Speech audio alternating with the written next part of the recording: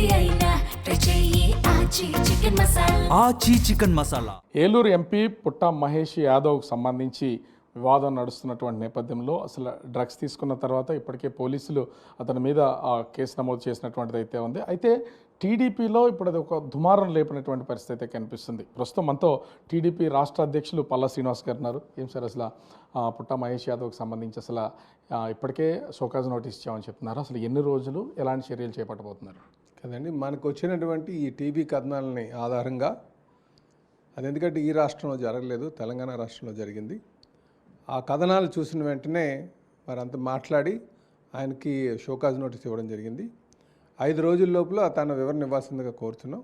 అంతవరకు పార్టీ కార్యక్రమంలో పాల్గొనొద్దని చెప్పేసి వారికి ఇన్స్ట్రక్షన్స్ ఇవ్వడం జరిగిందండి. అంటే పార్టీ కార్యక్రమాలకు సంబంధించి పార్టీకి సంబంధించినవి ఉంటాయి కాబట్టి అది మీ ఆదేశాలతో ఉండదు. పార్లమెంట్ సెషన్స్ నడుస్తున్నటువంటి పొజిషన్ అయితే ఉంది. ఇలాంటి వాటి కార్యక్రమాలకు సంబంధించి కానీ నియోజకవర్గంలో కానీ దేనికి పార్టిసిపేట్ చేయడానికి లేదా ప్రస్తుతానికి? పార్టీకి సంబంధించినటువంటి కార్యక్రమంలో పాల్గొనడానికి లేదండి. అది మేము ఇచ్చినటువంటి ఇన్స్ట్రక్షన్స్. 5 రోజుల్లో సమాధానం చెప్పకపోతే ఎట్లాంటి క్రమశిక్షణాపరమైనటువంటి చర్యలు తీసుకునే అవకాశం ఉంటుంది? ఖచ్చితంగానండి.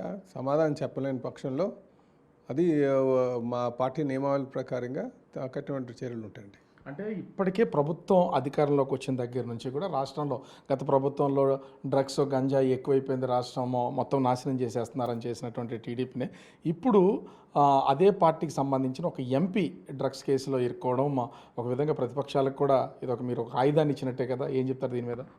ఏదైనా సరే అండి, ఎవరైనా సరే వ్యక్తిగతంగా వాళ్ళకు ఉన్నటువంటి వీక్నెస్ ఉండొచ్చు. ఒక పబ్లిక్ ఆఫీస్ హోల్డ్ చేసేటప్పుడు రెస్పాన్సిబుల్గా ఉండాలి. రెస్పాన్సిబుల్గా లేకపోతే ప్రజలు బుద్ధి చెప్తారు, అలాగే పెద్దలు కూడా బుద్ధి చెప్తారు. అందుకని ఈరోజు ఆయన మీద వచ్చినటువంటి ఆరోపణలు ఇవి టీవీ కథనాలు ఉన్నాయి. తర్వాత దాని మీద ఛార్జ్షీట్ వేశారని చెప్పారు.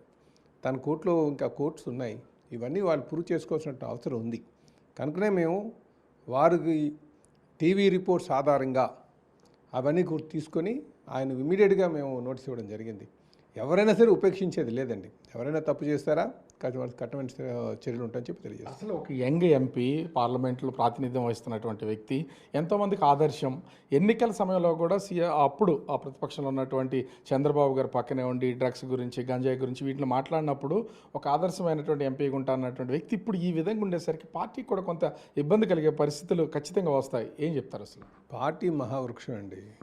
ఇవన్నీ కూడా అందుకే అంటున్నాను కదా, పార్టీ కరెక్ట్ సమయంలో స్పందించాల్సిన అవసరం ఉంది. అందుకనే ఈరోజు ఇమీడియట్గా ఆయనకి ఇలాగ వచ్చిన వెంటనే నోటీస్ ఇచ్చి షోకాజ్ నోటీస్ ఇచ్చి 5 రోజుల్లో వివరణ ఇవ్వండి, అంతవరకు కూడా పార్టీ యాక్టివిటీస్లో తిరగొద్దని చెప్పడం జరిగిందండి. సో పార్టీ అనేది ఎప్పుడు కూడా తప్పును ప్రోత్సహించేవి కాదు. అది అంటున్నాను. అందుకే నాయకుడు యొక్క పవిత్రమైన ఆలోచనలు వీటిలో పుట్టుకొచ్చింది తెలుగుదేశం పార్టీ. కనుక ఇలాంటివి ఏమి వచ్చినా సరే వాటిని ఎలాగైనా సరే క్రమశిక్షణ దాటే వాళ్ళకి శిక్ష పడటం ఖచ్చితంగా పడుతుందండి. కానీ ఇప్పుడు వైసీపీ టోటల్గా టీడీపీనే టార్గెట్ చేసింది. వ్యక్తినో లేదా పుట్టా మహేష్ యాదవ్నో కాదు, ఒక ఎంపీగా కాదు, టీడీపీ పార్టీ మొత్తం అంతా కూడా ఇప్పుడు డ్రగ్స్ని గంజాయిని ప్రోత్సహిస్తుంది. ఆ మొత్తం అదొక డ్రగ్స్ బ్యాచ్ అనే విధంగా పార్టీని బేస్ చేసుకుని విమర్శలు చేస్తున్నటువంటి పరిస్థితి అవుతుంది. ప్రజలు నిర్ణయిస్తారు. అది ప్రజలు ఖచ్చితంగా చూస్తారు కదా. గ్రౌండ్ డైరెక్టర్స్ ఏం జరిగింది, గత 5 సంవత్సరాలు ఏం జరిగింది, ఎలాగుండేది, ఎంతమంది ఈ గంజాయి బారిన పడ్డారు అన్నీ తెలిసినాయి. సో ఇవన్నీ కూడా ప్రజలు నిర్ణయిస్తారు రేపు. దీనికి ఎవరు ఏం తొందరపడక్కర్లే. కానీ సోషల్ మీడియా చాలా వేగంగా విస్తరిస్తుంటుంది. కేవలం టీడీపీ పార్టీనే బేస్ చేసుకుని ఇప్పటికే ఒక వింగ్ దీని మీద వర్క్ చేసే అవకాశం అయితే కనిపిస్తుంది. అసలు దాన్ని ఎలా ఎదుర్కోదలిచారు? టీడీపీ రాష్ట్ర అధ్యక్షుడిగా ఇది మీ మీద చాలా బరువైనటువంటి బాధ్యత. ఇప్పుడు అసలు ఈ విమర్శలను కానీ పార్టీ వైపుని కాపాడుకోవడం కానీ ఆ డ్రగ్స్ కేసు నుంచి మీ ఎంపీని బయటికి తీసుకురావడమో లేకపోతే సపోర్ట్ చేయడం విషయంలో కానీ చాలా బాధ్యత అయితే ఉంది. దాన్ని ఎలా ఫేస్ చేయగలిగారు? అసలు మేము ఎవరిని కాపాడడం అనే పని తీసుకోండి. ఏది తప్పు అది తప్పు ఉందా జరిగితే శిక్ష వేయడమే. మేము అలా సిద్ధాంతపరమైనటువంటి ఆలోచనతో వెళ్తాం తప్ప ఇది వాళ్ళని కాపాడాలి వీళ్ళు కాపాడాలనే ప్రసక్తే లేదు. తెలుగుదేశం పార్టీకి ఆ ఎజెండా ఎప్పుడు ఉండదు. ఖచ్చితంగా ఒకవేళ అంటే ఇప్పటికీ ఛార్జ్షీట్ ఫైల్ చేసినటువంటిది అయితే ఉంది, పాజిటివ్ వచ్చినటువంటి పరిస్థితుల నుండి ఖచ్చితంగా డ్రగ్స్ వాడారు అలవాటు ఉంది అనేది తేలితే పార్టీ క్రమశిక్షణ చర్యల్లో సస్పెండ్ చేసే సూచనలు కూడా ఉంటాయి. అసలు తప్పనిసరిగానండి. ఇప్పుడు రాజకీయ నాయకుడు అనేసరికి అనేక మంది ఆరోపణలు అవన్నీ వస్తాయండి. దానికి కోర్ట్స్ కూడా ఉన్నాయి. దాని మీద కూడా బేస్ చేసుకుని ఉండాల్సినటువంటి అవసరం ఉంది. ఈరోజు మా దృష్టికి వచ్చిన వెంటనే మేము నోటీస్ ఇవ్వడం జరిగింది, షోకాజ్ నోటీస్ ఇవ్వడం జరిగింది. పార్టీ యాక్టివిటీస్లో తిరగొద్దని చెప్పడం కూడా జరిగింది, పాల్గొనొద్దని చెప్పేసి.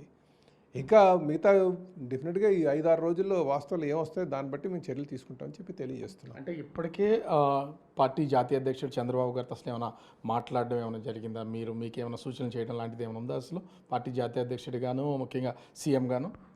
మాకన్నీ కూడా అదొక పార్టీ సంఘం ఉందండి, ఖచ్చితంగా పార్టీలో ఒక క్రమశిక్షణ సంఘం అని చెప్పేసి, అలాగే హయ్యర్ అప్స్ అందరూ కూడా కూర్చొని నిర్ణయాలు తీసుకునేవే. ఇదేమి ఒక సిస్టమ్ ఉంది. అందుకని ఈ పార్టీ ఈరోజు స్థాపించింది కాదు, 83లో స్థాపించినట్టు, 82లో స్థాపించి 83లో అధికారంకి వచ్చింది. సుమారు 43 సంవత్సరాల నుంచి నడుపుతున్నటువంటి పార్టీ.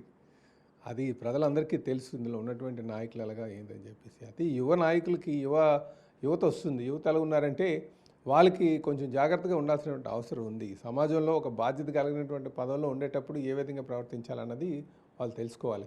అలాగే ఇది కుట్ర కోణంలో కూడా మేము చూస్తున్నాం.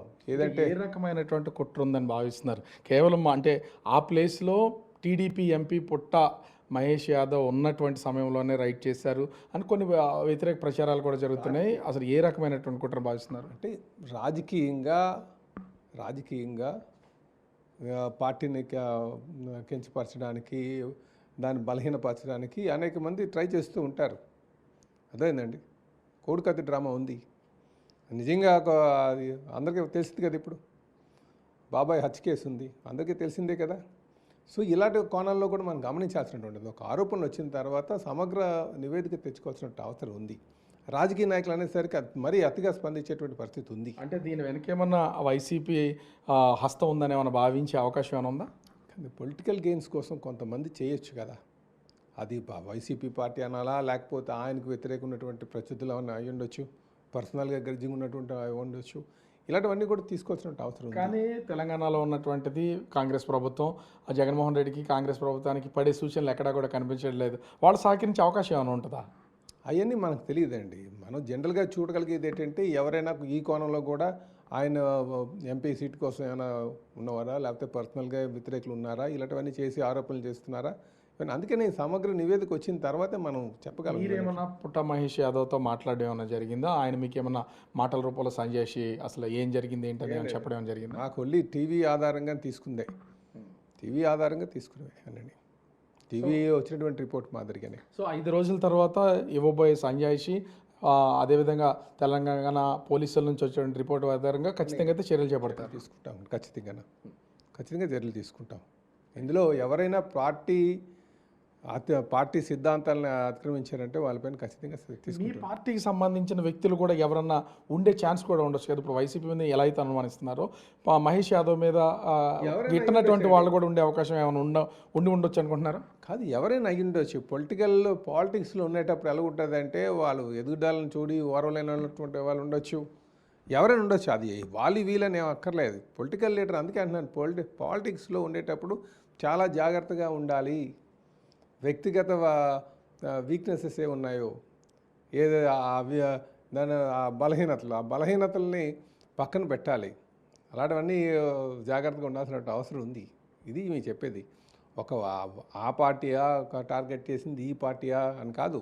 ఆయనకు వ్యాపారంలో ఉన్నటువంటి వాళ్ళు కావచ్చు, పొలిటికల్గా ఆశించినటువంటి వాళ్ళు కావచ్చు, ప్రతిపక్షం వాళ్ళు కావచ్చు. ఇలాగ అనేక కోణాల్లో మనం చూడాల్సినటువంటి అవసరం ఉంది.